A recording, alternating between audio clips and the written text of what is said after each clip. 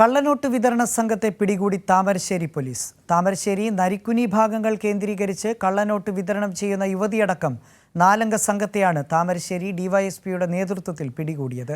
Original നോട്ടിനൊപ്പം വ്യാജ നോട്ടുകൾ ചേർത്ത് അക്കൗണ്ടിലേക്ക് ട്രാൻസ്ഫർ ചെയ്യിപ്പിച്ചാണ് ഇക്കൂട്ടർ വ്യാജ നോട്ടുകൾ വിതരണം ചെയ്യുന്നത്.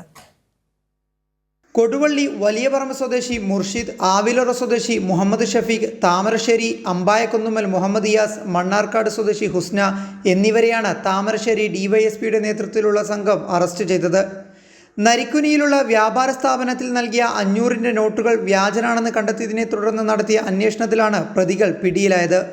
ഈ മാസം 20-ന് നരിക്കുനിയിലെ റഹീസ് എന്നയാളുടെ മൊബൈൽ ഷോപ്പിലെത്തിയ ഹുസ്ന 15,000 രൂപ സഹോദരൻ്റെ അക്കൗണ്ടിലേക്ക് ട്രാൻസ്ഫർ ചെയ്യണമെന്ന് ആവശ്യപ്പെടുകയായിരുന്നു.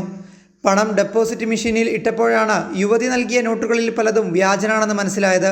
തുടർന്ന് ട്രാൻസ്ഫർ ചെയ്യാൻ നൽകിയ ഗൂഗിൾ പേ നമ്പറിൽ വിളിച്ച് റഹീസ് കാര്യം പറഞ്ഞു. വിവരം കൊടുവള്ളി പോലീസിലും അറിയിച്ചു. ഇവരെക്കുറിച്ചുള്ള അന്വേഷണത്തിലാണ് വിവിധ ജില്ലകളിൽ കള്ളനോട്ട് വിതരണം ചെയ്യുന്ന സംഘത്തെക്കുറിച്ചുള്ള സൂചനകൾ ലഭിച്ചത്. പിന്നീട് ഇതേ സംഘം താമരശ്ശേരിയിലും ഇത്തരത്തിൽ കള്ളനോട്ട് കൈമാറാൻ എത്തിയിരുന്നുവെന്ന വിവരം ലഭിച്ചു.